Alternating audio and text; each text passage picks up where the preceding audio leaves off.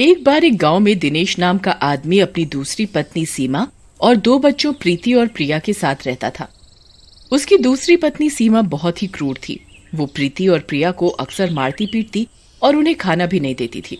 अरे ओ महारानियों, सुबह से तुम्हारा काम खत्म नहीं हुआ क्या? जिंदगी भर यही काम करना है? चलो इसे खत्म करो और कपड़े धो दो। इतना खाती हैं और जरा सा काम इनसे नहीं होता। मौका मिल जाए तो नमक के साथ मुझे भी खा जाए, भुक्कड़ कहीं की। सीमा की इस बात पर प्रीति को गुस्सा आ जाता है। माँ, अगर आप हमसे ऐसे ही बात करोगे तो हम पिताजी से आपकी शिकायत करेंगे। पिताजी से शिकायत करेंगे? तेरा बाप मेरा क्या उखाड़ लेगा? वैसे भी तो वो चूहे से कम नहीं है। फिर प्रीति और प्रिया अपने कमरे में चली जाती हैं। आज हमारी माँ जिंदा होती तो हमारे साथ ऐसा जानवरों जैसा सलूक ना होता। माँ, तुम कहाँ हो माँ? सही कह रही हो प्रीति दीदी, लेकिन हमारे पिताजी भी हमारा साथ नहीं देते। पता नहीं सौतेली माँ ने क्या कर दिया है उन्हें भी। इन दोनों लड़कियों के पर निकल आए हैं। इन्हें सबक सिखाना पड़ेगा। आज ही अपनी बहन सविता को बुलाती हूँ और इनको ठीक करती हूँ। अगले दिन सीमा के बुलाने पर सविता घर पर आ जाती है और फिर सीमा उसे सारी बात बताती है। सीमा बहन, ये तो किसी विद्रोह की खुशबू आ रही है। अगर जल्दी ही इन्हें ठीक नहीं किया तो ये कल को तेरे सिर पर बैठेंगी और तुझे नौकरानी बना देंगी। फिर सविता सीमा को एक योजना बताती है। योजना के अनुसार जब प्रीति और प्रिया सो रही होती हैं, तभी सीमा प्रीति को चुपके से उठा लेती है और घर के बाहर बने कुएं पर ले जाती है। प्रीति एकदम से जाग जाती है। माँ, मुझे यहाँ क्यों ले आई हो?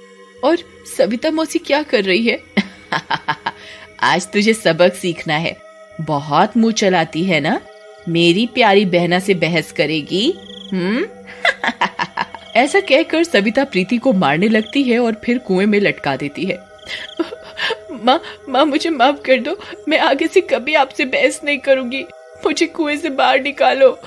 माँ, मेरे हाथ छूट जाएंगे तो मैं कुएं में गिर जाऊंगी। मजा आ गया सविता बहन। टंगे रहने दो थोड़ी देर और, अकल ठिकाने आ जाएगी इसकी। लेकिन तभी प्रीति का हाथ छूट जाता है और वो कुएं में गिर जाती है। अरे सविता, ये लड़की तो कुएं में गिर गई। ये जिंदा नहीं बचेगी। हाँ, तुझे तैरना आता है तो बचा ले, मुझे तो नहीं आता। चुप बैठ, मरने दे। वैसे भी तेरा एक दुश्मन ही कम हो रहा है। इसके बाद सीमा और सविता दोनों वहाँ से चली जाती हैं। उधर अगले दिन प्रीति को अपने पास ना पाकर प्रिया रोते हुए अपने पिता दिनेश के पास जाती है। पिताजी, प्रीति दीदी कल से लापता है, पता नहीं कहाँ चली गई। हाँ ठीक है बेटी, मैं अभी देखता हूँ कहाँ है वो, तुम रो मत। तभी सीमा और सविता वहाँ आ जाती हैं। इन लड़कियों के तमाशे से तो मैं दुखी हो गई हूँ। जब देखो नया ड्रामा। चलो अपना काम करो, बहाने पास कहीं की। उधर रात तक भी प्रीति को अपने पास ना पाकर प्रिया रोने लगती है। दीदी, प्रीति दीदी तुम कहाँ चली गई? पहले माँ चली गई मुझे छोड़कर, फिर आप भी। पहले पापा तो पहले ही नहीं माँ के गुलाम है। आप कहाँ हो प्रीति दीदी? आपके अलावा कोई भी तो नहीं है मेरा यहाँ। जहाँ भी हो आप आ जाओ प्रीति दीदी। तभी प्रीति की आत्मा वहाँ आ जाती है। पानी में गिरने की वजह से वो बहुत ही डरावनी दिख रही होती है। आप कौन है और मेरे कमरे में कैसे आ गई? बहन, तूने मुझे पहचाना नहीं। मैं तेरी बहन प्रीति हूँ। नहीं, आप झूठ बोल रहे हो। मेरी प्रीति बहन तो मुझे कितना प्यार करती है, वो मुझे छोड़कर नहीं जाएगी। आप कोई और हो। नहीं, मैं तेरी प्यारी बहन प्रीति ही हूँ। इन दुष्टों ने उस रात मुझे मार डाला। फिर चुड़ैल प्रिया को रात वाली सारी बात बताती है, जिसे सुनकर, दीदी, इन दुष्टों ने आपके साथ अच्छा नहीं किया। आप इन्हें मत छोड़ना। बहन मारना हो तो मैं इन्हें एक बार में ही मार दूं, लेकिन इन्हें इनके किए की सजा इतनी जल्दी नहीं दूंगी। इन्हें मैं भी तड़पाऊंगी फिर मारूंगी। बस तुम मेरी बात ध्यान से सुनो। फिर चुड़ैल प्रिया को सारी योजना समझाती है। अगले दिन सुबह प्रिया घर के काम कर रही होती है, तभी सविता वहाँ आती है। क्या हुआ महारानी? आ जाएगी तेरी बहन। चल घर के काम जल्दी से खत्म कर तो रही हूँ, अब क्या मशीन बन जाऊं? ये सुनकर सविता को गुस्सा आ जाता है और वो प्रिया को मारने के लिए बढ़ती है, लेकिन तभी चुड़ैल आकर उसे अड़ंगी लगा देती है। सविता जोर से नीचे गिर जाती है। अरे मर गई रे, हाय मेरी कमर। मेरे तो कूल्हे टूट गए। ओह, ये किसने टांग मारी मुझे? ये सब तेरी वजह से हुआ है लड़की, तुझे मैं नहीं छोड़ूंगी। तभी सीमा वहाँ आ जाती है।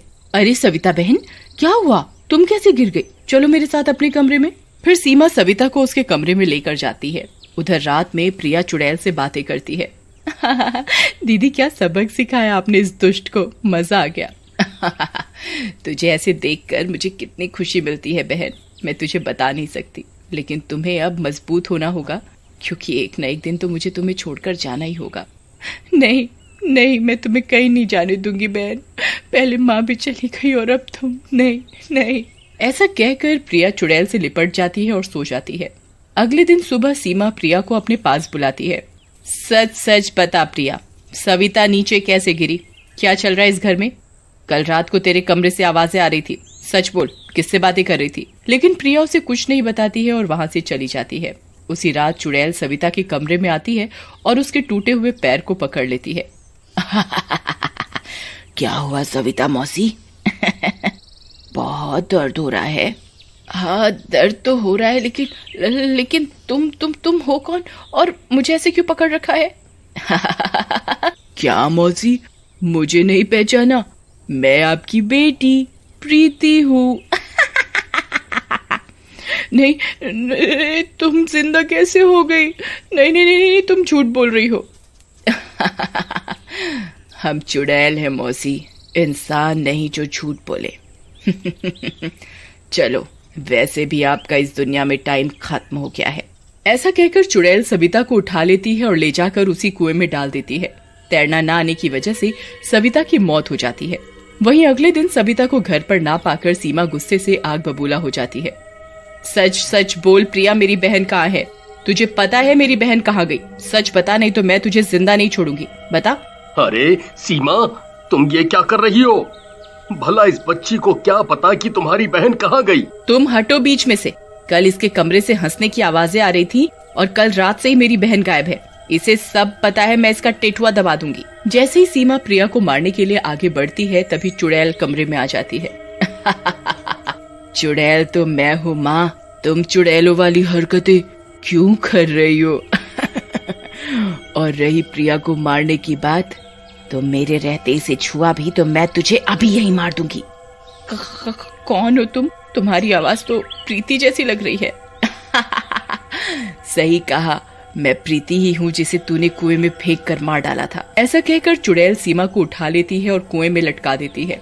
बहन, छोड़ दो इसे, ये जैसी भी है हमारी माँ है, हम इसको कैसे मार सकते हैं?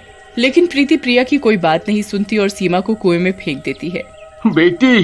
बेटी मुझे माफ कर दो, मैं अब से प्रिया का पूरा ख्याल रखूंगा। तभी प्रीति वहाँ से मुक्त होकर चली जाती है।